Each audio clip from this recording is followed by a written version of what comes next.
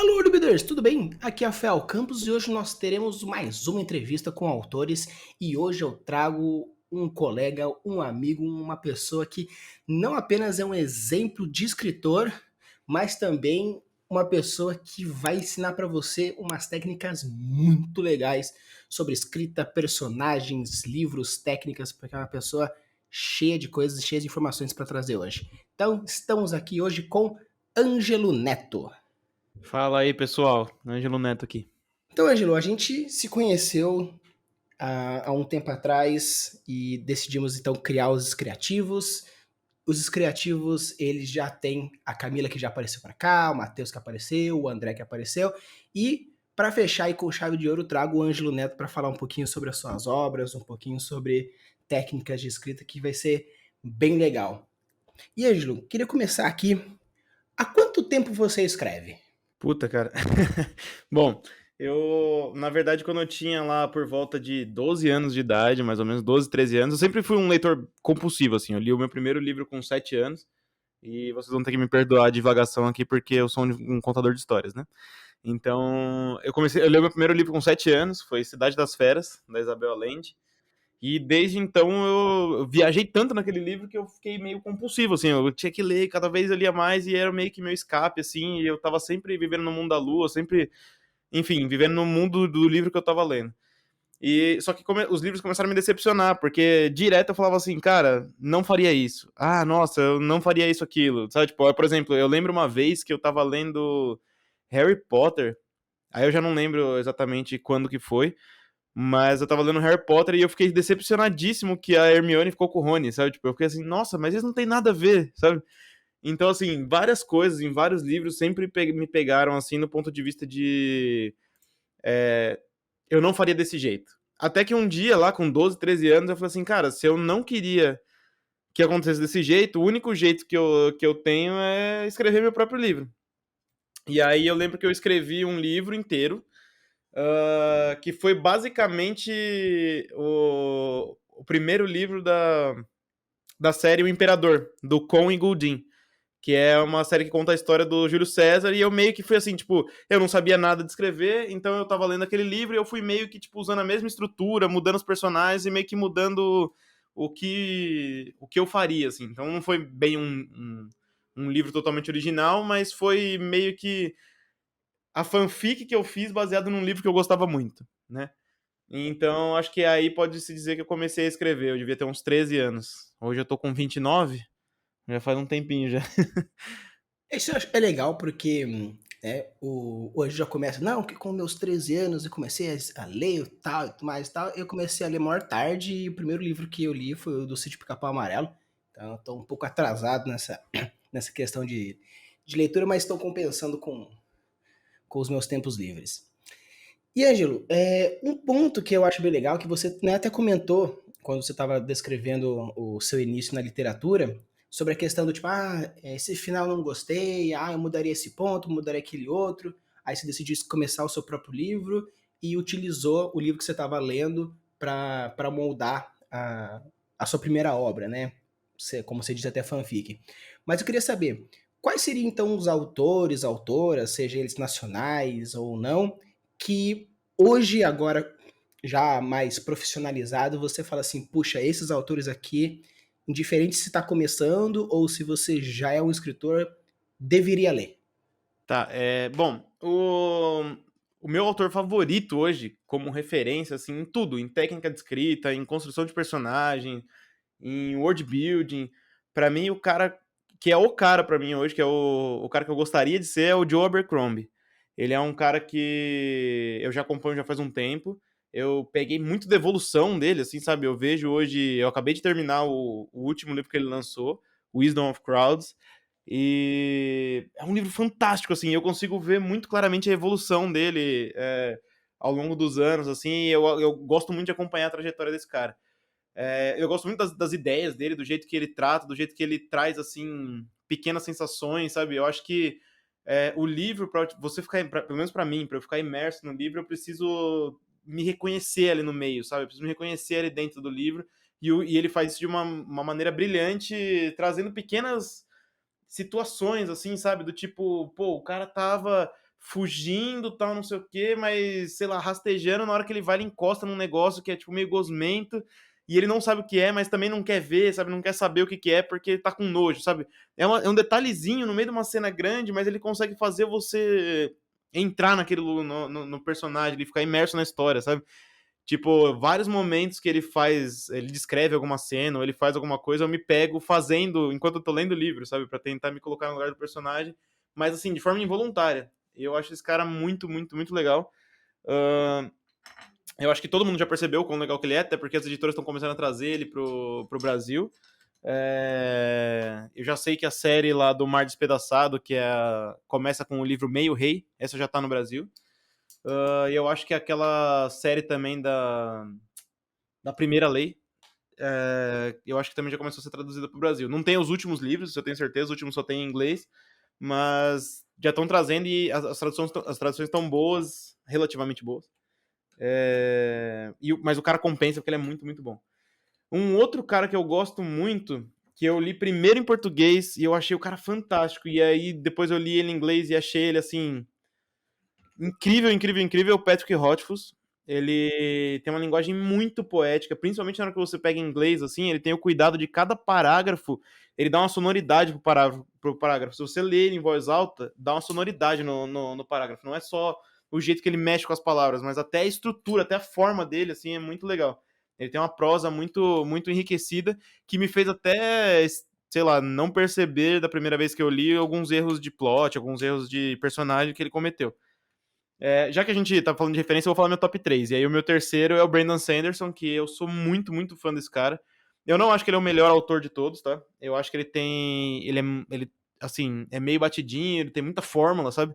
Os livros dele tem aquele feeling de fórmula, mas se você tá tentando ser um autor, se você tá querendo aprender de tudo, assim, ó, de personagem, de world building, de todos os aspectos da escrita em si, você precisa ler esse cara e acompanhar esse cara. Ele é um cara assim que é um verdadeiro professor para quem quer aprender a escrever. Assim, se você tiver que ter uma referência para escrever seu primeiro livro, eu leria um livro do Sanderson e tentaria imitar mais ou menos o que ele faz ali, porque ele é um cara com muita técnica. E é legal você trazer aqui, porque primeiramente você não é a primeira pessoa que referencia essas três, né? Uns ou outros mudam um pouco o top 3, né? Ah, o meu terceiro, na verdade, é o seu segundo, o meu segundo é o seu primeiro.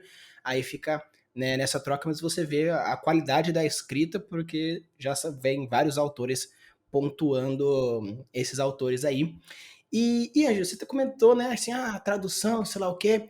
Então você acha, assim, que, de preferência, caso você tenha uma capacidade de inglês, de preferência melhor pegar a obra original, ou você acha que ultimamente as traduções têm melhorado?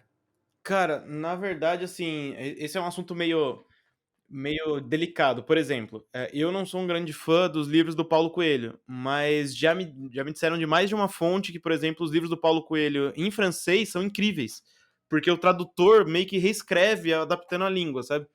Ah, eu acho que esse é um assunto delicado, porque assim, como é que você muda a obra do cara também, sabe, pra fazer a tradução? Então, assim, é obviamente que você perde alguma coisa na tradução, principalmente quando você pega uma língua mais objetiva, que nem o inglês, pra uma língua um pouco mais subjetiva, como o português ou o espanhol. Então, naturalmente, você perde sentidos ali na tradução.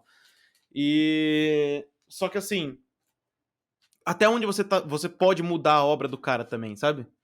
Tipo, o cara me manda uma obra que é, sei lá, quer me passar uma coisa, e aí eu quero, pra trazer pra língua, eu preciso reescrever ela, até onde eu tenho essa liberdade de mexer na obra do cara, assim. Então eu sempre gosto de ler na língua original. Porque. Desculpa, eu tive que tirar o gato aqui. Não, não, tranquilo. Derrubar o microfone. Então, bom, eu sempre acho legal a gente ler na língua original, porque tem certos nuances da língua, assim, principalmente a gente que meio que trabalha com isso, né, que escreve e tal, então a gente percebe que às vezes você tem uma sutileza ali da escolha de palavras e tudo mais que você vai usar para fazer seu texto que se perde na tradução, sabe? Não tem muito o que fazer. Então eu sempre prefiro ler na língua original. Mas não foi por isso que eu comecei a ler inglês. Foi porque, assim, como eu falei, eu era um leitor um pouco compulsivo. E quando a gente tá falando ali de 13 anos, 14 anos, eu comecei a ler inglês por esse período, assim. E fantasia não era uma coisa grande, principalmente no Brasil. Lá fora já era estourado. Por exemplo, a gente tinha o Robert Jordan com Wheel of Time lá nos anos 90. A gente já tinha George Martin explodido, sabe? Tipo, a gente lá fora tinha bastante valor na fantasia, assim, sabe? Tinha uma que chamava Belgariad também, tem um que era Sword of Truth, tinha várias, assim, tinha o próprio Dresden Files, que é uma coisa mais urban fantasy, mas é fantasia também. Então, assim, já tava estourado lá fora, mas aqui no Brasil não era uma coisa assim, sabe? Uma coisa grande. Aqui no Brasil se falava muito de Paulo Coelho, né? Não tinha essa parada de valorizar essa parte de fantasia, assim, você tinha que meio que garimpar, você chegava na seção de literatura estrangeira da livraria e ficava garimpando ali mais ou menos o que você queria. Então, os livros que eu gostava de fantasia já tinham acabado, sabe? Eu sempre me apeguei muito nessa parada de fantasia, principalmente medieval, ou então uma ficção científica e tal, e eu não conseguia achar. Até uma hora que eu comecei a ler inglês, porque eu tava acompanhando uma série chamada As Crônicas de Sharp, e pra você ter uma ideia, tô falando isso há, sei lá, 15 anos atrás, e até hoje não trouxeram todos os livros dessa série. E eu comecei a ler e no meio eu descobri que não tinha todos os livros da série, e eu queria porque queria ler, aí eu falei assim, não, eu vou dar um jeito. Aí eu comprei um Kindle, o primeiro Kindle que tinha, que a luz era embutida na capinha ainda e tal. A minha tia trouxe pra mim dos Estados Unidos, aí eu baixei o livro na locadora do Jack Sparrow, não façam isso, crianças, é ilegal. E aí eu fui continuando a ler, porque também naquela época não tinha possibilidade de comprar lá fora, né? Não existia essa possibilidade de você adquirir o livro lá fora, sabe? Enfim. E aí eu comecei a ler aos trancos e barrancos e fui pegando. E aí eu percebi sim que tem muita diferença de tradução e também me deu um gás pra escrever, porque assim, eu já tenho uma grande vantagem com o público que fala português, porque eu estou escrevendo em português, eu não estou traduzindo, entendeu? Então eu acho que também me deu um gás pra escrever aí, porque. E também pra procurar autores nacionais, assim, sabe? Tipo, foi na época que eu conheci também o André Bianco. E. Apesar de hoje, eu sei lá, tem coisas que eu não gosto muito na escrita dele, tem técnicas que eu aprendi hoje em cursos e tudo mais que eu discordo com o que ele usa e tal. Mas que eu li todos os livros do cara, tá ligado? Então não tem como discutir que foi muito bom, assim. E essa própria barreira da língua, sei lá, esse gatilho da familiaridade. Tipo, meu, tem cena que o vampiro tá chegando na cidade e o cara tá indo comprar um aquecedor no Carrefour, sabe? Tipo, isso é muito legal de você, tipo, sabe, trazer pra sua realidade. É bem legal. Então, pra fechar esse estudo de tradução, eu acho sim que você, se tiver a possibilidade de ler na língua original, é muito legal. Se você não fala inglês, procure autores nacionais, porque os autores nacionais mandam muito bem nessas sutilezas da língua e tal, e eu acho que o cenário da literatura nacional vem cada vez mais forte, principalmente com a possibilidade de você lançar independente, de, sabe, internet e tudo mais. Então, sim, eu recomendo que você leia na língua original, mas não necessariamente precisa ser o inglês. Tem bastante coisa nacional boa aí. E o legal é que ele tá trazendo aqui algumas coisas aqui pra gente, que se eu fosse perguntar pro Ângelo, pra ele passar pra gente todas as técnicas que ele já passou pra gente dos criativos, eu poderia ficar aqui até amanhã num podcast eterno com ele, que teria coisa pra caramba pra falar. Então, se vocês curtirem, eu trago ele de novo pra fazer entrevistas mais focadas e temáticas. Então, hoje a gente vai passar apenas algumas pontuadas mais legais e mais interessantes, principalmente você que quer começar a ser um autor, ou se você já tá com algumas dificuldades, vai trazer algumas coisinhas legais aqui. E, Ângelo, você fica trazendo, fala bastante sobre essa questão de técnica. Você acha que o que falta, né, que normalmente a galera fica a galera fica reclamando sobre o brasileiro não gosta de escrever, o brasileiro não gosta de ler, e o que vale é o estrangeiro e tudo mais e tal.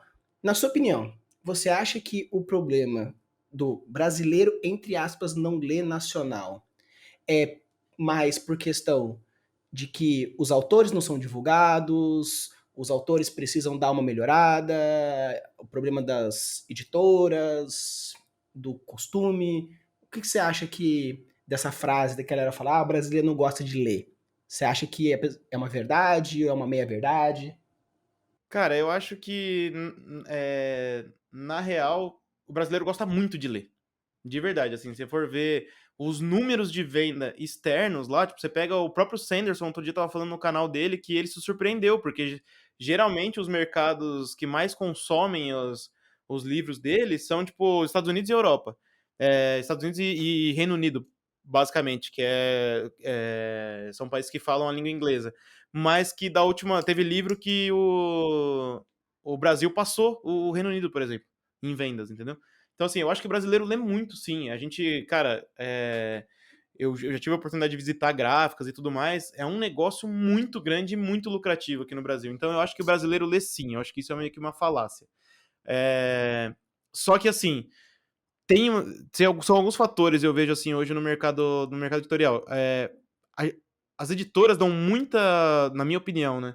Pelo que eu vejo, assim, eu acho que eu não tenho a visão da cena toda e nem sou dono da verdade, mas assim, pelo que eu vejo, as editoras acabam dando muito foco em livros que já têm público. Seja porque, por exemplo, o autor já é um influencer, ou já é uma celebridade, ou já é um youtuber, entendeu? Independente do que ele tenha para falar, se ele tiver um público, as editoras já abraçam, tá? Então isso acaba realmente falando contra os livros brasileiros, por exemplo. Sabe? Assim, você não vê o enfoque, por exemplo, em um livro como O Meu Pé de Laranja Lima, que é um livro brasileiro que é muito bom, ou então Memórias Póstumas de Brás Cubas, que por exemplo, faz muito sucesso lá fora, faz muito sucesso lá fora. Os caras traduziram pro inglês e a galera ama aquele humor sarcástico, aquela coisa do cara, tipo, tá o tempo inteiro insultando o leitor, mas mesmo assim você não quer parar de ler, sabe?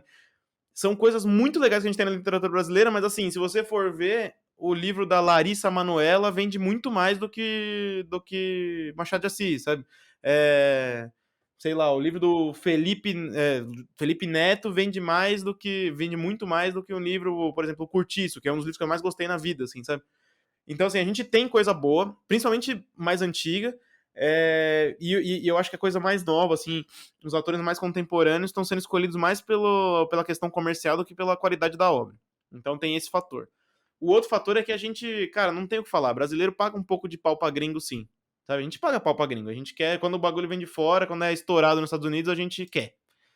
Mas eu acho que o principal, o cerne dessa questão, acho que o ponto principal disso é que o que vem pra cá de fora já foi testado e aprovado. Eu vou dar um exemplo. A gente falou do Sanderson na última resposta lá como um dos meus autores favoritos. O Sanderson, o primeiro livro que foi traduzido para o português foi o Elantris. O Elantris é o 11º livro dele. É o 11º livro, sabe? Então, assim, o cara escreveu 11 livros para conseguir chegar num que nem é o melhor dele. Para quem eu já li todos dele, assim, quase todos, que os últimos eu acho que eu não tô atualizado porque esse cara escreve demais. É, mas assim, o cara teve que escrever 11 livros para chegar num nível. E ele estudou para isso. Ele fez um curso numa universidade, ele fez vários cursos, ele foi em várias feiras, conheceu muita gente, fez workshop, fez acampamentos de escrita. O cara leu demais, o cara se preparou para poder escrever. E mesmo assim, o único livro dele, o primeiro livro dele que estava razoavelmente bom foi o 11º livro. E as pessoas não têm essa noção aqui. Por quê? Na hora que chega o livro de um autor de fora que fala, nossa, olha que muito bom esse autor, não sei o que, tal, tá estourado, ninguém vê tudo que ele fez para trás, sabe? Ninguém vê o tanto de contos que ele escreveu, o tanto de cursos que ele foi, o workshop que ele foi, o tanto de textos que ele escreveu para jogar fora, sabe? O tanto de concursos que ele participou, de histórias curtas, enfim, novelas. Geralmente o que vem para cá é só o sucesso. Então a gente acha que lá de fora é muito melhor. Mas tem uma certa verdade nisso. Tem uma certa verdade na parte quando você fala assim que o de fora é melhor. Porque é mesmo, lá eles se profissionalizam, lá eles dão valor à técnica, eles têm curso para isso, eles vão atrás de conhecimento de melhorar antes de querer o sucesso, sabe? Aqui no Brasil a gente tem essa parada de assim, eu tenho uma ideia e eu leio muito, então eu sou um escritor. Quantas páginas você escreveu? Eu escrevi 10. Aí você fala, então tá, você é escritor? Tipo, entendeu? Eu acho que o que a gente tem que entender é que é 1% talento e inspiração e 99% horas bunda estudando e escrevendo. E, e eu acho que, então, para fechar a sua pergunta, eu não acho que o brasileiro lê pouco, eu acho que é um mercado grande, eu acho que realmente tem uma grande parte do povo aqui que não tem o nível cultural que países mais desenvolvidos têm, mas acho que isso é normal. Mas em números a gente não lê pouco. E a gente não lê muito nacional, porque o nacional não é muito bom mesmo, não tem sido muito bom mesmo. Então, é, os criativos e mais um pessoal, assim, tá todo mundo, sabe, essa comunidade de escritores brasileiros vem crescendo, vem se fortalecendo e vem trabalhando para fortalecer a cena da escrita brasileira para a gente poder ter coisas legais para a gente se orgulhar. Já tem muita coisa muito foda, tipo, tem o livro do Diogo Andrade, tem o livro do Ian Fraser, tem o livro do Matheus Braga, tem o livro da Camila. Tem muita coisa vindo que é muito boa, cara, e com, sabe, língua portuguesa e DNA brasileiro e, enfim, eu acho que a gente vem fortalecendo essa cena nacional, eu acho que é uma parada de tempo, uma parada cultural, eu acho que a gente tá indo no caminho certo. Mas discordo com a parte do brasileiro ler pouco, e eu acho que a gente tem que melhorar mesmo como escritores nacionais, assim. Sim, eu até concordo, porque muitas pessoas que acompanham tanto aqui no o Craftando, tanto no canal do YouTube quanto no Spotify, você vê que a galera que interage é uma galera assim que tem um certa cabeça, tem um certo crânio, e as perguntas, os comentários que a galera faz realmente mostra que falta às vezes esse conteúdo já fortalecido. Porque, Conteúdo técnico mesmo, né? exatamente, porque às vezes eu chego assim, então, eu tenho o livro do Matheus com a técnica tal e tal. Aí a galera vai lá atrás. Aí eu chego com um episódio falando, então, utiliza essa técnica aqui para melhorar o seu wordbuilding aqui, aqui, lá. Aí a galera vai em cima. Por exemplo, o Mice, que é uma coisa que eu queria conversar com você um pouquinho mais para frente, eu cacei o Mice em conteúdo brasileiro, assim, em português, e não achei. E o único que eu achei foi recentemente de um colega, que eu comentei com ele, o Mice. Aí ele pesquisou e fez um artigo falando sobre o Mice. Então, assim, realmente é difícil você encontrar as coisas se você não for atrás, e quando você encontra, você percebe coisas maravilhosas, né? Sim, e são até ferramentas para são coisas que foram testadas e aprovadas, assim, sabe? Por exemplo, tem hora que você tá escrevendo e você sabe que a cena não tá funcionando por algum motivo. Porque você leu muito, você já viu aquelas coisas funcionarem, mas ali você lê o seu texto, tá faltando alguma coisa. Às vezes você coloca uma técnica como Mice, você vê o que é. Por exemplo, o texto tá muito curto, tá muito longo, eu coloquei muito personagem nessa cena. Qual que é o conflito, sabe? Por exemplo, vamos supor que tem um cadáver no chão e a cena inteira é entre o personagem, tipo, a mulher e o detetive que veio investigar o caso, sei lá, paquerando. Só que assim, você não definiu certinho o que é o mais, se ele é um negócio, é uma investigação para tentar descobrir quem matou o corpo que tá no chão, ou é uma história romântica ali, sabe? Então, quando você não entende a técnica, por exemplo, você acaba errando e não consegue avaliar. A partir do momento que você entende uma técnica como Mice, que separa qual tipo de cena você quer, qual tipo de conflito você vai introduzir, se a sua cena estiver dando errado, você fala, tá, o que será que tá dando errado? Pô, eu coloquei um romance aqui, mas eu abri uma thread de Mice de investigação, porque eu coloquei um corpo lá, certo? Então, assim, se eu não quero fazer isso, eu posso muito bem inverter. Eu já começo com a cena romântica e o corpo vira só um background, mas. E às vezes uma inversão pequena, você salva a cena, entendeu? Mas pra isso você precisa ter a técnica e até, sei lá, mais pra frente, se você quiser, a gente pode fazer um episódio sobre Mice, porque tem pano pra manga aí. E é uma das técnicas que eu mais gosto, assim, eu uso muito, principalmente para histórias curtas. Então, tem muita importância técnica, sabe? Não só para passar uma coisa legal pro leitor, mas até para te destravar, para você poder planejar melhor os seus textos, ou às vezes você não tá entendendo por que tá dando errado, virar uma ferramenta de diagnóstico. Então, eu acho que técnica é fundamental. Dá para fazer. Eu gosto de uma frase, eu não lembro quem é que fala agora, mas o cara fala: dá para fazer sem técnica, só que você vai demorar muito mais, né? Você vai errar, errar, errar, errar, e você vai percebendo que tá errado, e você erra, daqui a pouco você encontra mais ou menos instintivamente o que tá certo, não sei o quê, mas pra que você vai por esse caminho, que é muito mais desgastante do que você aprender a técnica e aplicar. Exato, parece assim que as pessoas veem uma magia no tipo, não, eu fui, fiz aquele outro e desbravei. Cara, não é pecado nenhum você pegar já um caminho desbravado, aprender como fazer e depois você ir fazendo algumas pequenas trilhas no mato alto. Cara, não vai tirar a glória sua. Então aprende a fazer a técnica seguindo por esse caminho e depois arrisca, porque uma coisa até que o Anjo já disse pra, né, pra gente dos criativos quando a gente começou a escrever, que é assim, primeiramente tem aquela questão das ideias, que as ideias estão aí para isso mesmo, e você só pode arriscar aquilo que você sabe, aquela questão da técnica do cozinheiro e do chefe, que você só pode arriscar na receita nova se você souber como fazer a receita beabá. Sim, é aquela famosa assim, você pode até quebrar a regra, mas pra quebrar a regra você precisa saber onde ela tá, né? Você precisa Exatamente. conhecer a regra. Se você não conhecer a regra, você não sabe quebrar. Então, assim, um dos meus livros que eu escrevi, que é a Lenda de Akin, que foi o primeiro que foi publicado. Ele foi publicado por uma editora e a gente acabou rompendo o contrato e eu vou relançar ele em 2022. Mas, assim, ele é basicamente a jornada do herói com uma pequena mudança, sabe? Foi uma quebrada de regra, porque foi a época que eu aprendi isso. Eu falei, eu não quero a fórmula de escrever um livro, mas eu tive que aprender como é que era. Então, na época que eu estudei a jornada do herói, foi uma das primeiras coisas técnicas mesmo que eu estudei. E só que eu não queria a jornada do herói, sabe?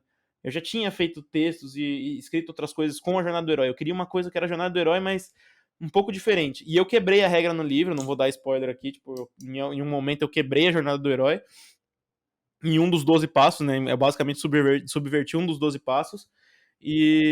Mas eu só pude fazer isso porque eu conhecia os 12 passos, porque eu sabia da técnica. Então, assim, eu quebrei a regra porque eu conhecia a regra. Então, quando o Rafa fala do cozinheiro e do chefe, eu achei isso um conceito muito legal. Eu não sei se foi ele que falou, mas eu ouvi pela primeira vez com o Sanderson. E ele fala sempre assim, que a gente pode ser o cozinheiro, que é o cara que segue a receitinha, e tudo bem, você pode fazer um puta prato, entendeu? Você vai seguir a receita e vai fazer um puta prato. E não tem problema de você fazer um livro com a receita, certo? O chefe, ele não começou a inovar na primeira receita dele. Ele foi cozinheiro durante muito tempo até começar a criar os pratos autorais. E também não quer dizer que um livro que você fez pela receita seja ruim, entendeu? Então, assim, você aprender a receita e seguir, você ser cozinheiro por um tempo, eu acho que é válido, sabe? O meu primeiro livro foi basicamente, como eu falei aqui, foi a fanfic de um livro que eu gostava. Eu segui mais ou menos ali o mesmo background histórico, o mesmo momento histórico, coloquei os meus personagens, mas ali a world building foi meio que copiada, a estrutura foi meio que copiada. Não é um livro que eu vou publicar, mas serviu muito pro meu aprendizado. Serviu muito pro meu aprendizado. Então, assim, não tenha medo de aprender a técnica e ser cozinheiro por um tempo. Eu sei que todo mundo quer ser um chefe, todo mundo quer ser um autor foda que coloca a sua voz autoral no texto, que tem a sua impressão digital nas obras que faz, mas não tem problema você começar como cozinheiro. Não tem problema você conhecer as receitas e começar como cozinheiro. Então, só para vocês, sei lá, entenderem a diferença do cozinheiro e do chefe, eu gosto muito de falar que é assim, que o cozinheiro ele segue a receitinha e o chefe sabe o porquê que as coisas funcionam, o porquê que, sei lá, a batata fica boa se você fritar no óleo. Ele sabe por quê. Ele sabe porque você tem que colocar uma quantidade certa de sal. Ele sabe o porquê que você vai colocar, sei lá, picles no hambúrguer. Quem foi o primeiro cara que inventou de colocar picles no hambúrguer, entendeu? Só que hoje você consegue perceber que no hambúrguer falta um pouco de acidez. Na hora que o cara coloca o picles, tem a acidez no hambúrguer, entendeu? É a mesma coisa na cena. Você aprender as técnicas é você saber o porquê cada coisa funciona. Então, na hora que você tá vendo a sua cena, você fala assim, porra, tá faltando um picles nessa cena. Eu preciso colocar uma coisa um pouco mais ácida aqui. Como é que eu vou fazer? Ah, eu preciso tirar porque tá com muito cheddar. Entendeu? Ou seja, tá com muita coisa que eu já falei e eu tô falando de novo. Então deixa eu tirar aqui porque tá enjoativo. Então, essa analogia entre cozinha e escrita eu acho que é totalmente válida, assim, sabe? Então a gente adentrando nessa questão de técnicas de livros e lançamentos e tudo mais, a gente vai conversar um pouquinho hoje sobre As Crônicas da Terra Partida, porque é um livro que vocês vão poder encontrar na Amazon do Anjo, então se você curtir a ideia, ver a nossa conversa e achar legal, o link da Amazon vai estar na descrição, corre lá, se você tem Kindle Unlimited também tá lá, então aproveite porque é um livro muito legal, vamos conversar até um pouquinho sobre ele. E, Ângelo, qual foi a motivação sua para escrever As Crônicas da Terra Partida? Cara, teve algumas coisas, na real. Eu lembro que a gente tava conversando e a gente queria participar do concurso da Darkside. A Darkside tava fazendo um concurso Machado, o primeiro concurso Machado, e aí um dia a gente tava conversando sobre escrita, como a gente sempre faz o tempo todo, e aí a gente falou assim, pô, vamos participar? será que a gente consegue escrever um livro de 40.000 palavras a tempo do concurso? Bom, então a gente decidiu tentar, porque no mínimo o que ia acontecer, mesmo se a gente não passasse no concurso, a gente teria um livro. Então a gente foi pra cima e abraçou a ideia. Só que nesse meio tempo, eu estava estudando justamente a técnica do Mice. E isso me fez avaliar vários textos meus e começou a me dar meio que a sensação de que eu repetia alguns padrões, sabe? E era uma coisa que eu não queria fazer.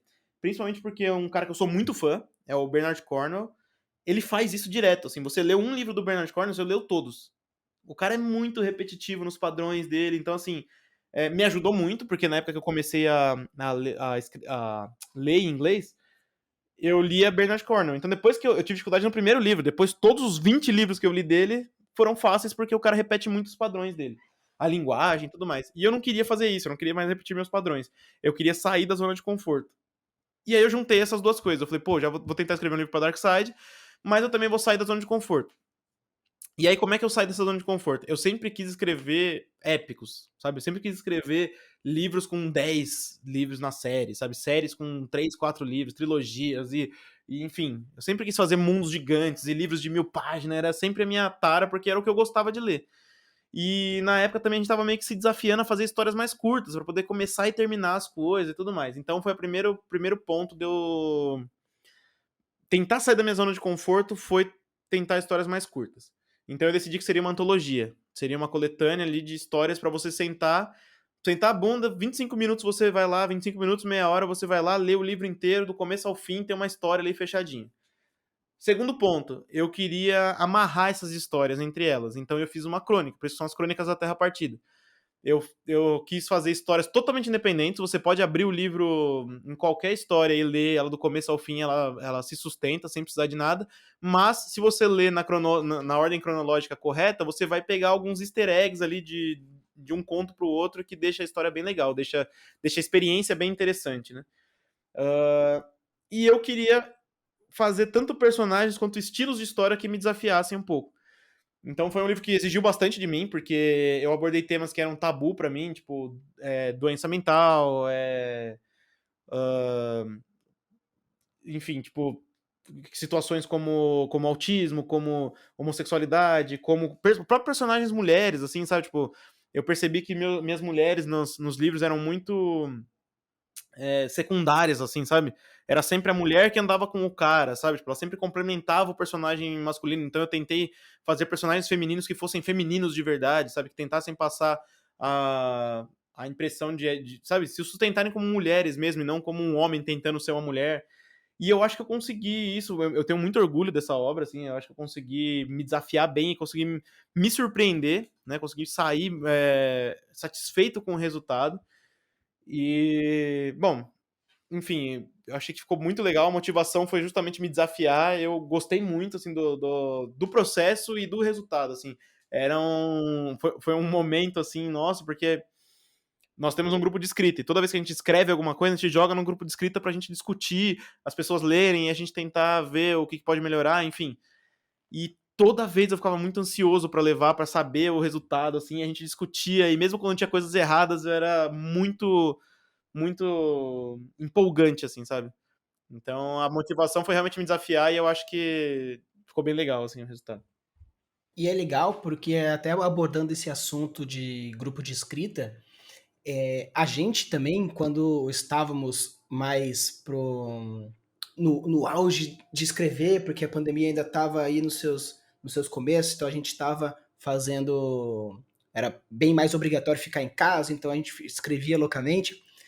E era impressionante porque todo final de semana que tinha revisão, às vezes do Anjo, às vezes da Camila, às vezes do Matheus, às vezes minha, ficava todo mundo ansioso. Puxa, quando será que vai sair o capítulo 2 do Anjo? Ah, a história, o continho do Rafa. Ah, a Camila com a história das mulheres do governador e tudo mais. Então você fica muito ansioso, tanto como leitor, os leitores, né, que estão para avaliar a história, que muitas vezes era impressionante que a gente tinha que ler a história do colega umas 2 vezes, porque a gente lê e fala, nossa, que legal, que incrível.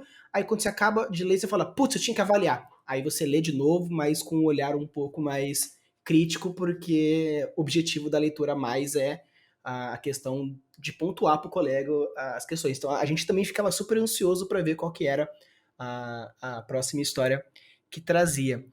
E Ângelo, dentro dessas antologias, né, dentro das histórias que você trouxe, sempre tem aquela história que você gosta mais, às vezes pelo desfecho que fez, ou pelo personagem que foi criado, ou as situações. Então teria alguma história dentro dessas histórias aí que você fale, putz, esse aqui, cara, não queria falar, mas é o que eu mais gostei? Cara, é difícil. É a mesma coisa que você pergunta pra uma mãe qual que é o filho que ela mais gosta, né? Ah, sim, Não, mas sempre tem. são todos meio diferentes, assim, sabe? Tipo, eu gosto bastante das abordagens, mas eu acho que o que foi mais especial pra mim foi o primeiro conto da antologia, que chama O Amado.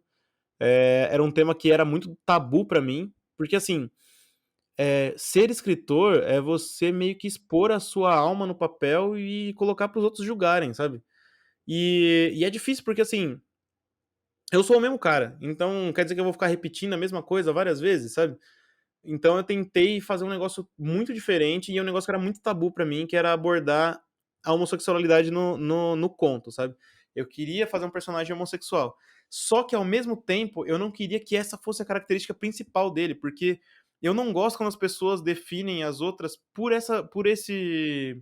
é, por essa característica, sabe?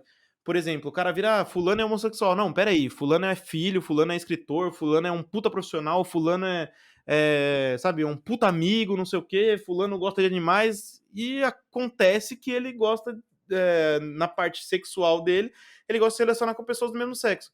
Por que que ele tem que ser definido por isso, sabe? Uhum, Você com entendeu? Tipo, certeza.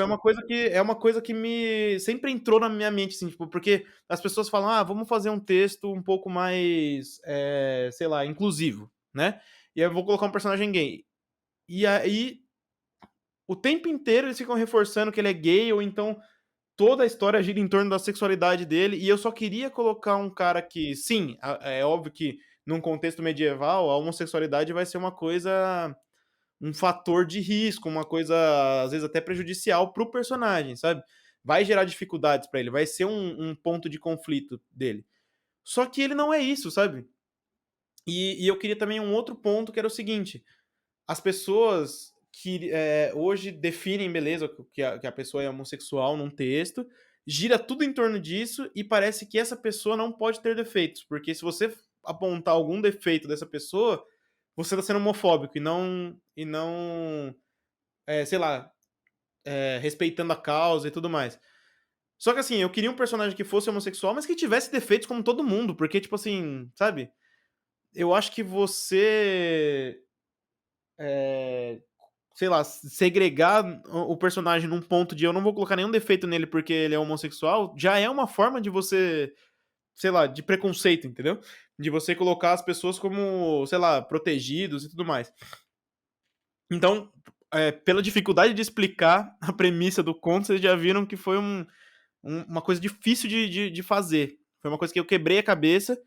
Então, assim, eu tentei fazer isso, tentei fazer um personagem homossexual que não tivesse a homossexualidade dele como foco e que também não fosse um cara perfeito, apesar de ser homossexual, sabe?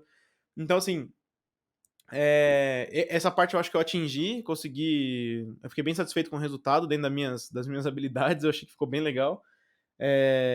Eu, como leitor, eu acho que é uma coisa que eu gostaria bastante de ler. E também foi um tabu, porque é aquela coisa assim, você escreve um personagem homossexual, o pessoal já fala, ah, então quer dizer que você é homossexual, entendeu? Então era um tabu pra mim também, porque obviamente eu tive que me colocar no lugar do personagem pra conseguir escrever ele bem.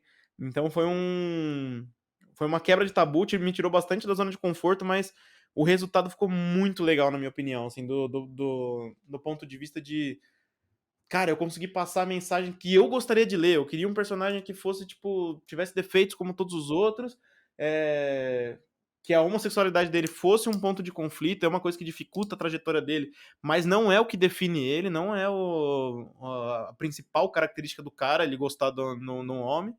E, e é isso, eu acho que ele é um conto muito especial pra mim por causa dessas coisas, assim, sabe? Por eu ter me proposto a atingir uma coisa que era difícil de atingir, e na minha opinião ter conseguido, e por ter sido um tabu, ter me libertado dessa coisa, assim, sabe? Tipo, de, cara, nada a ver, sabe? É, escrever ali, me colocar no lugar da pessoa e cagar para os julgamentos. Se a pessoa virar pra mim e falar: "Ah, mas então vão achar que você é gay". É, foda-se, não tem nada de errado em ser gay. Eu sempre até brinco que eu sou gay, eu só não achei um cara atraente o suficiente ainda pra me conquistar.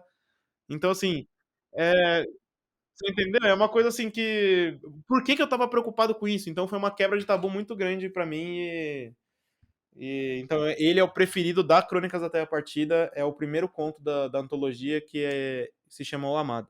E é legal porque eu tenho a sorte de ter alguns leitores sensíveis dentro do meu círculo de convivência para eu poder ter esses feedbacks também legais. E um dos momentos quando a gente entrega o texto para a gente fazer a análise, eu peguei esse texto e eu mandei para um dos meus leitores sensíveis que, né, são homossexuais, para ter esse feedback, porque a gente tem esse carinho, né, de tentar ao máximo não ferir ninguém dentro das questões.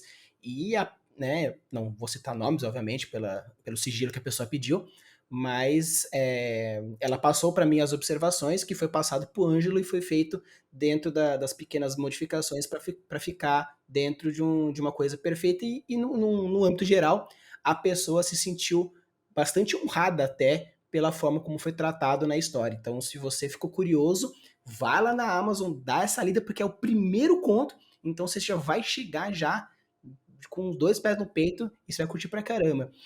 O meu preferido dentro da antologia é de uma história de um cara que eu me identifico com ele porque, assim, o cara tem os mesmos sintomas, porque eu sou diagnosticado também com Asperger, e tem um personagem que eu falei assim, caramba, eu me senti homenageado, porque foi a construção da história girou em torno dessa limitação do personagem. Então, assim, obviamente é a minha história favorita, porque foi uma forma que eu achei muito legal do Ângelo ter abordado essa questão e ter feito de uma forma que o personagem teve todo o seu arco de desenvolvimento e foi uma história que particularmente eu curti pra caramba. E se você ficou curioso para saber que história é essa, vai lá na Amazon, descubra qual que é a história e depois comente aqui no episódio se você curtiu e qual foi a sua antologia, qual foi a sua história favorita dentro dessa historinha do Ângelo. E Ângelo, uma coisa que você comentou da questão da Dark Side, de concursos, você acha assim que concursos vale a pena você cair de cabeça? Você acha que os concursos são ferramentas, são motivações? Qual que é a sua visão quanto a concursos? Eu vou dar minha visão pessoal, eu acho que o concurso é uma coisa muito legal, porque independente de se você sequer conseguir mandar para o concurso, ele te motiva para te dar um prazo ali, sabe? Eu preciso terminar esse texto até tal data. Então, eu sou um cara que eu tenho que quebrar as grandes tarefas em pequenas tarefas, sabe? Então, o que eu faço? Eu falo, pô, eu preciso fazer esse texto até dia tal, então eu preciso escrever tantas páginas por dia, tantas palavras por dia. E aí isso me ajuda, por exemplo, não ir pra cama sem ter cumprido a minha meta do dia, assim, sabe? Uh, e às vezes é óbvio que não dá pra cumprir, tem dia que você não tá inspirado, mas aí eu sento lá esse tempinho e reviso o que já tá feito, e tem dia que eu faço o dobro da meta, enfim.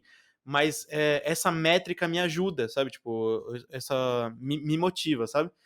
Eu só acho que a gente tem que colocar um asterisco na questão dos concursos, é que muitas vezes você pode se frustrar, você pode mandar um negócio achando que tá muito bom e se frustrar, o avaliador não gostou, ou então você não era o melhor texto, ou então você acaba, é, sei lá, estando fora dos critérios do concurso, então acho que você não pode se deixar abater, porque é, eles têm que ser uma forma de divulgar o seu trabalho, de melhorar o seu trabalho e te incentivar, mas eu acho que você tem que todos os concursos que você puder participar, tiver condição de participar, eu acho que vale a pena.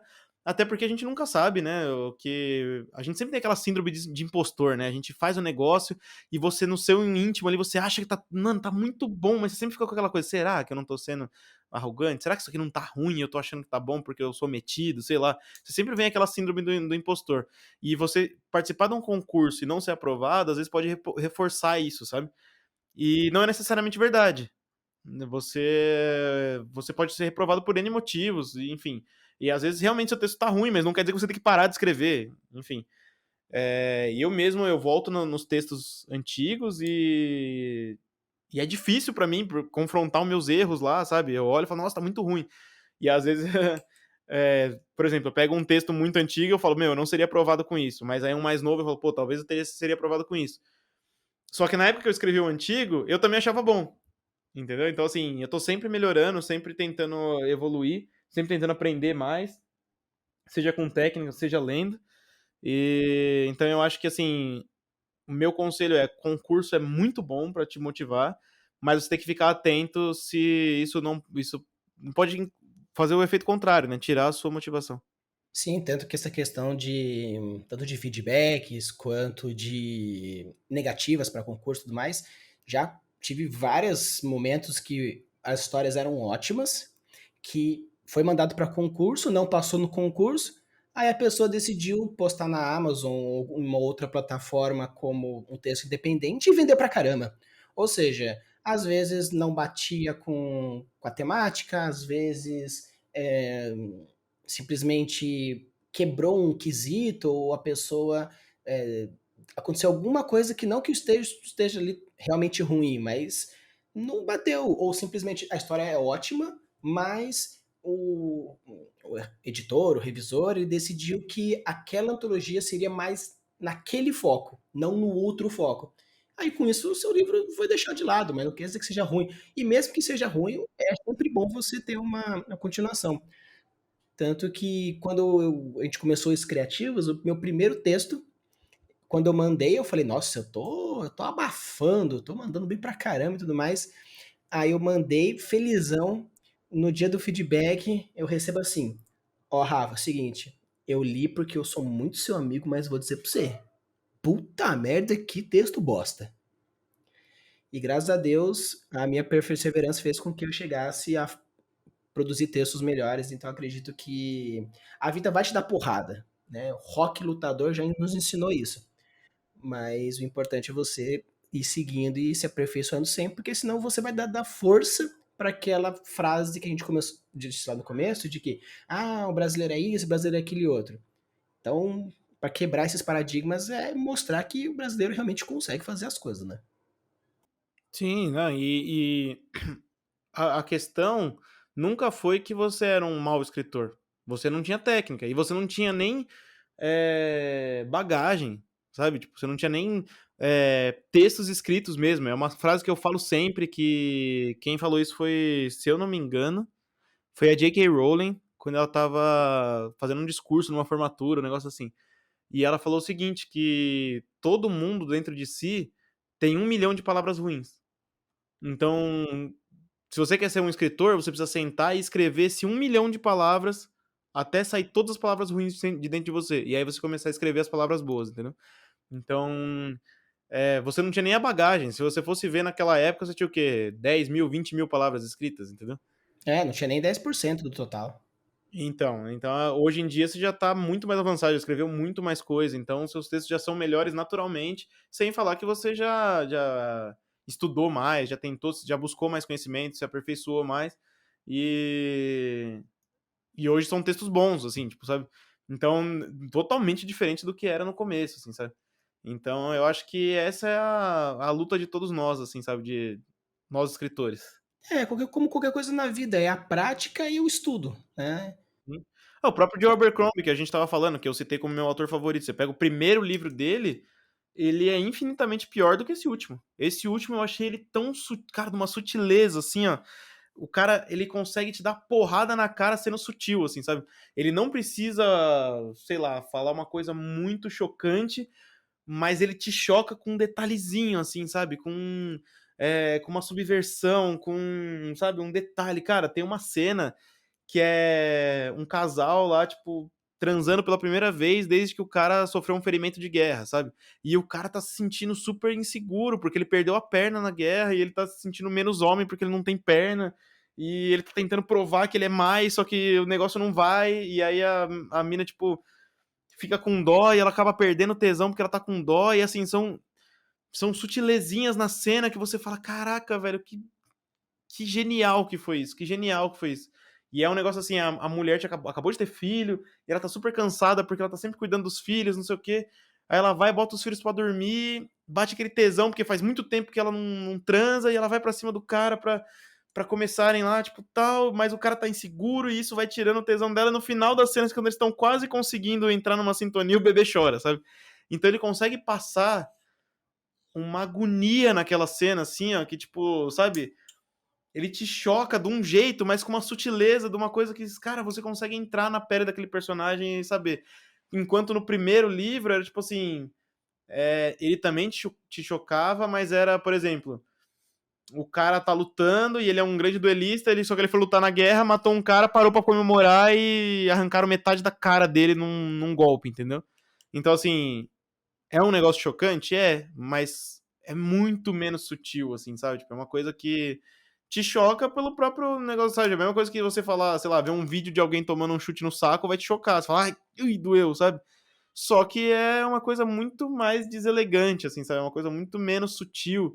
E ele foi melhorando muito. E ele é um cara que, assim, aquele primeiro livro dele já era muito legal. Então é só pra ilustrar que você sempre tem espaço pra melhorar, assim. E até os caras que já são consagrados estão constantemente melhorando. É a mesma coisa você pegar o Dresden Files. Se você pegar o primeiro livro da série do Harry Dresden, é uma coisa. O 17º que ele lançou agora por último é uma coisa totalmente diferente. É o mesmo personagem, a mesma história, o mesmo mundo, só que o autor infinitamente mais experiente.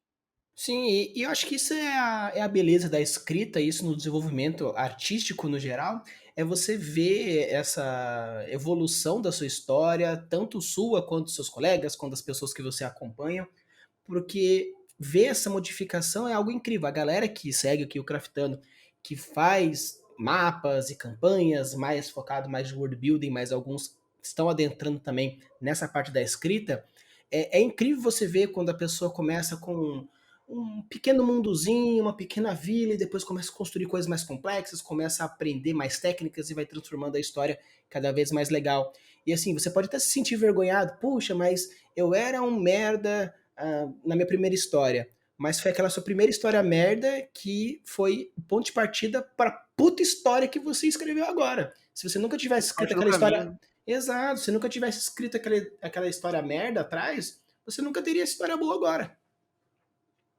Se eu não tivesse jogado, entre aspas, fora aquele tempo todo copiando o livro do Cole Goulding, tipo, talvez eu não tivesse chego a escrever meu próprio livro, ter sido, tipo, publicado por uma editora, é, ou agora publicando minhas obras independentemente, tal, talvez não tivesse chego nisso se eu não tivesse dado aquele primeiro passo de tentar escrever, tipo, meio que uma fanfic da história do cara, sabe? Tipo, fez parte do meu caminho, sabe? Tá lá, as pegadas estão lá. Exatamente, tipo, aqueles que nos ouvem e já terminaram o curso superior, você debancou alguns anos para fazer o que você faz hoje. A galera que está no ensino médio fica horas para uma tentativa no final do ano do terceiro ano para um vestibular. Então, assim, se você desbanca tempo, dinheiro, cabeça, energia para fazer algumas coisas, para escrita é a mesma coisa. Não, eu acho que isso é importante de falar, porque assim, eu vou dar o meu exemplo pessoal. Além de escritor, eu sou engenheiro mecânico. Então eu fiquei 5 anos na faculdade para me formar em engenheiro, e quando eu comecei, eu sabia o básico do básico e eu tive que aprender o trabalho na prática, depois de 5 anos estudando. Então por que seria diferente para escrever um livro? Entendeu? Para você escrever um livro, você ser um autor, você precisa também colocar o esforço, sabe? Tipo, diário ali, ter uma rotina, e escrever, e estudar, e ler, e aí sim você vai conseguir chegar lá. Talvez, né? Porque mesmo na questão da engenharia, eu me formar não quer dizer que eu ia virar um grande engenheiro, entendeu?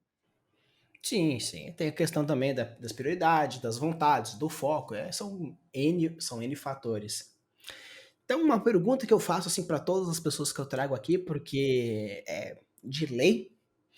Aqui no Craftando a gente tem um episódio que fala sobre o genius loci, que corresponde basicamente aos três conceitos principais que resumem a sua história, que seriam três conceitos, palavras, adjetivos, que resumiriam a sua história. Então, Ângelo, das Crônicas da Terra Partida, quais seriam os três grandes conceitos que resumiriam esse seu livro? Caraca, agora você me pegou, porque na verdade cada conto vai ter um, né? Sim, mas no âmbito geral, assim, quando você imaginou a história como um todo, Mais ou menos assim, porque sempre tem algum ponto que, como você disse lá atrás, tem aqueles pontos em que, eu sou o mesmo autor, só que eu tento trazer pontos de vista um pouco diferentes, mas sempre tem a sua essência. Então, em Sim. termos gerais, quais seriam os 3 pontos de essência como um todo que é possível perceber na história como um todo? Cara, eu acho que seria, eh, a questão principal seria o do comportamento humano, seria, ele é um estudo, uma exploração dos comportamentos humanos. Hã, ele tem a questão da escassez, né, que é assim, é um mundo pós-apocalíptico, então você tem escassez de recursos, escassez de pessoas, e abundância de perigos, assim, sabe, tipo, então, tem um frame apocalíptico, acho que isso conta também.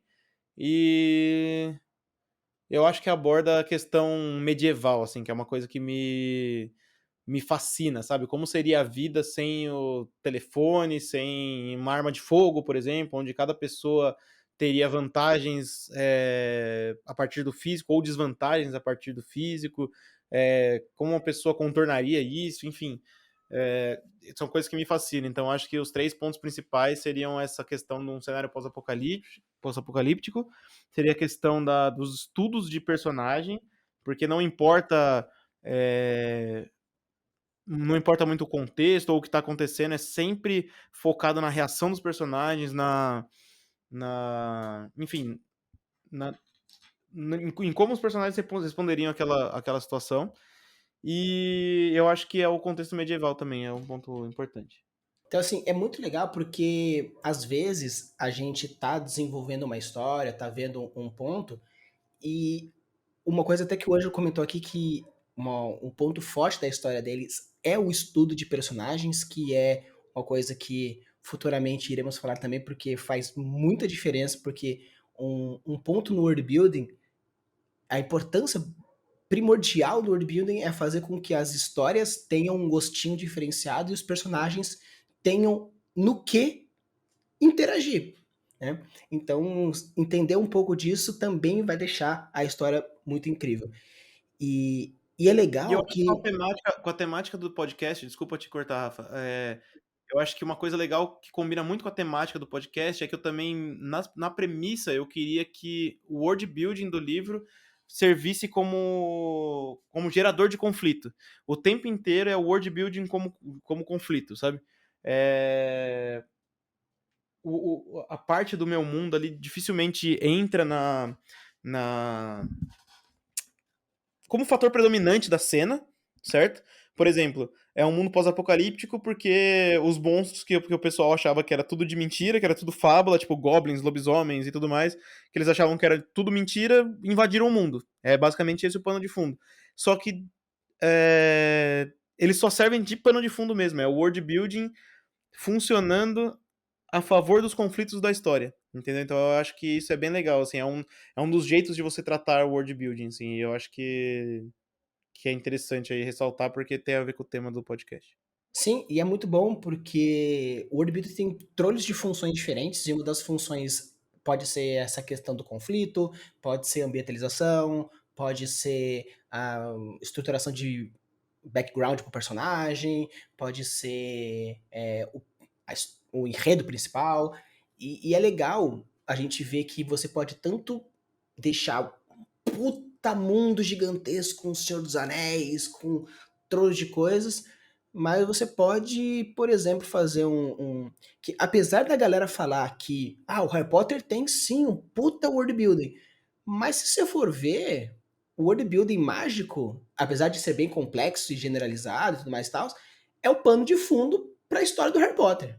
O mundo mágico é o plano de fundo. Algumas histórias mais para frente, né, agora que tem lançado novos filmes e novas histórias, tem abordado um pouco mais, mas é o plano de fundo. Então você pode sim trabalhar de diversas formas. O world building eu acho isso maravilhoso na mágica da literatura como um todo. O saber ponderar plot, personagem, world building, né, que é o tripé da literatura, esses 3 pontos. E saber brincar com isso é algo incrível. Aí, uma coisa que a gente sempre comentava com você nos nas conversas, são algumas manias que até mesmo o Ângelo começou aqui falando assim que ele era maníaco para algumas coisas, ele ainda é para algumas outras coisas. Quando ele fala que vai fazer alguma coisa, ele tanto que a gente brincava assim, ele trazia uma história pra gente, e enquanto a gente dá o feedback dele, ele já estava escrevendo o capítulo seguinte com as observações que a gente fez, e era uma máquina de escrever, né? Aí eu digo e pergunto, na verdade, Ângelo, quais seriam as suas dicas que a galera deveria não fazer ou evitar para não chegar a um burnout ou algum tipo de decepção? Quais seriam algumas dicas que você faria para a galera que está começando? Cara, evita ou não faça, porque não. Cara, é complicado porque, assim, eu acredito que o processo criativo de cada um é uma coisa muito particular, né? Então, tudo que a gente fala, até de técnica e tudo mais, tem que ser sempre levado ali com um pouco com o pé atrás, porque existem tantos processos criativos quanto existem artistas, entendeu? Exatamente, exatamente. Mas, assim, eu acho que bom, eu acho que até na pergunta você referenciou um episódio que aconteceu comigo, que depois que eu escrevi esse livro da Crônicas da Terra Partida, eu tive um burnout, assim, eu não conseguia mais fazer nada. Então eu acho que o que eu posso dar de dicas, assim, o que eu daria de conselho para quem tá se esforçando e tentando fazer as coisas e tudo mais, é que uma coisa que acentuou muito o meu burnout depois, o meu momento assim eu sofri um hiato na escrita porque eu não conseguia fazer mais nada e isso me gerava uma angústia, uma frustração, uma ansiedade, e eu não conseguia. E isso fazia com que eu não conseguisse fazer mais nada, e virou um ciclo ali vicioso. Então eu acho que assim, a mensagem que eu queria deixar pro pessoal que tá escrevendo, independente se tá num momento de ato, num momento de produção e tudo mais, é que é o seguinte: é uma analogia aqui.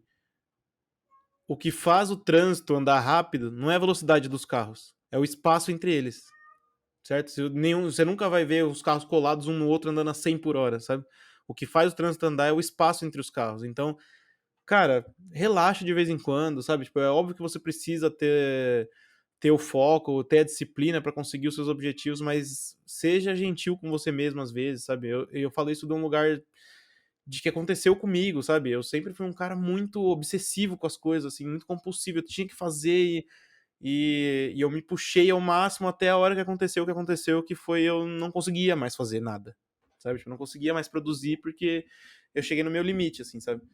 E eu só comecei a voltar até com qualidade e tudo mais quando eu comecei a, a ser gentil comigo mesmo, sabe? A me cobrar um pouco menos, sabe? A dar um espaço pro meu trânsito voltar a andar, entendeu? Então eu acho que se eu posso deixar uma dica não percam de vista os seus objetivos, a gente sempre tem que estar um passinho mais perto, né? A gente coloca o nosso objetivo e a ideia é que você vá dormir todo dia um passinho mais perto desse objetivo, porque de pequenos passinhos você acaba completando um caminho grande, uma jornada grande. Mas seja gentil com você mesmo também e tenha consciência de que para processos criativos o ócio, assim, de vez em quando é essencial, sabe? Você se divertir, você fazer uma coisa que você gosta, ou você só descansar, sabe? Então, acho que é essa a dica que eu deixo pro pessoal aí. Então, e é legal porque a gente falou sobre a questão de tentar concursos, sempre com, né, o cuidado para a questão das frustrações, a questão de prazos, a questão de trabalhar tanto o ócio criativo, quanto trabalhar com metas, objetivos, o estudo, a prática, o desenvolvimento e atrás de pessoas. Então, quando a gente fala de literatura, de word building, de escrita, de arte, é sempre muito bom a gente ir tentando, indo atrás, colocando a cara a tapa, trabalhando internamente, externamente. Então, assim, eu acho muito legal, principalmente trazendo autores, né, autoras que passaram por cada um com a sua dificuldade, cada um com as suas problemáticas, para ver assim que, como até o Ângelo falou, existem autores, autoras e técnicas que você pode se espelhar em trocentas diferentes, tanto com pessoas grandes quanto com pessoas que estão começando ou ainda estão ainda semi-amadoras chegando ao profissionalismo. E é legal você ver essa diversidade de tipos, porque puxa, nossa, eu escrevo parecido com o John Abercrombie, mas eu tenho as mesmas questões que o Mateus, mas eu sou obsessivo como o Ângelo.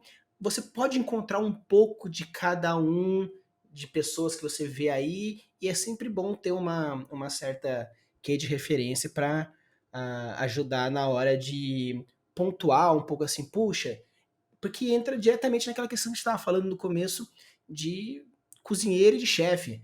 Você aprende tanto no escrita quanto técnica, quanto dicas pessoais de rotina. Tem diversas pelo YouTube, pela internet, Spotify, americano, japonês, alemão. Você joga aí na internet, você vai achar dicas é que não falta. Mas o importante é você estar trazendo essa questão de trabalhar. E, Ângelo, a gente vai chegando aqui no finalzinho, vou fazer um bate-bola, jogo rápido, fazer uma Uhum, pergunta e responde a primeira coisa que vier na sua cabeça. uhum. Último livro lido. Wisdom of Crowds, de Abercrombie. Personagem fictício favorito. Seja seu, seja de algum autor renomado. Tá, posso separar em masculino e feminino? Por favor, pode. O personagem masculino que eu mais gosto é o Kvolf, do Nome do Vento. E o personagem feminino que eu mais gosto é Egwene, do Wheel of Time, A Roda do Tempo. E é ainda legal que agora que saiu a adaptação da Amazon, né? Uhum. E tá bem legal. Eu tô gostando bastante do trabalho dos autores, dos atores, principalmente. Os caras estão interpretando muito bem a visão do livro, assim, sabe? Estão me passando muito bem o feeling dos personagens, tá bem legal. Então fica a dica aí pra você, se você ainda não teve a chance de ler, confere aí o Wheel of Time aí na Amazon. Ângelo, personagem seu favorito? Eu gosto muito do Akink, porque o Akink, ele foi, de certo modo, um alter ego meu numa fase da minha vida, assim, sabe? Então eu gosto bastante dele porque eu me reconheço bastante nele e ao mesmo tempo eu não me reconheço nada nele, assim, sabe? Ele é muito parecido comigo e não tem nada a ver comigo ao mesmo tempo. E foi bem terapêutico escrever ele. Estilo literário favorito?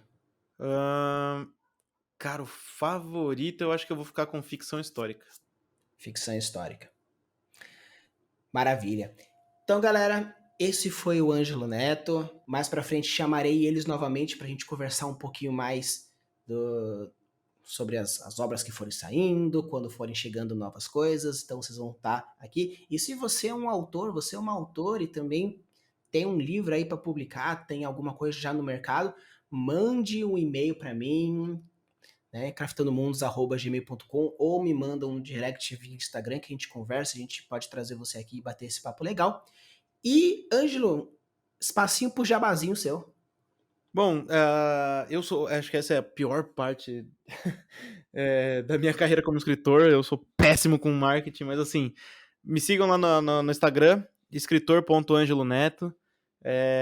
Lá eu posto umas coisas engraçadas, umas frases que eu acho legal, e lá tem o meu Linktree, que tem basicamente tudo que eu faço tá lá, então é um canal pra gente conseguir se comunicar e você saber o que eu tô fazendo. O meu livro tá na Amazon, Crônicas da Terra Partida, Ângelo PM Neto, então quem quiser lá, quem tiver o Kindle Unlimited pode pegar lá de graça e ler. A única coisa que eu gostaria é que quem lê me mande um feedback pra eu saber se tá bom, se tá ruim, o que pode melhorar, o que mais gostou. E eu acho que é isso. E aí, não, beleza, tem mais coisa. Escutem nosso podcast, Os Escriativos, da qual o Rafa também faz parte da bancada. A gente traz algumas dicas, ele é um bate-papo de escrita, que, como vocês perceberam pela duração do episódio, a gente gosta bastante de falar de escrita. E eu também tenho o episódio Os Taverneiros, que é o podcast Os Taverneiros. Você encontra lá no Instagram, Os Taverneiros Podcast. E ele é basicamente um podcast de conteúdo geek.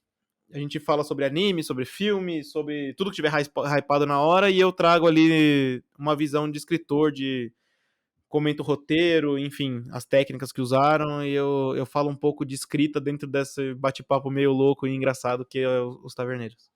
Todos os links taverneiros, criativos, Instagrams, vão estar tudo na descrição do episódio, então pode ir lá conferir, vai estar tudo certinho.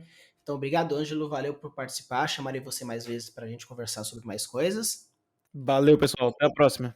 Valeu! Usem e abusem das suas criações e deixem seus mundos cada vez mais incríveis. Valeu!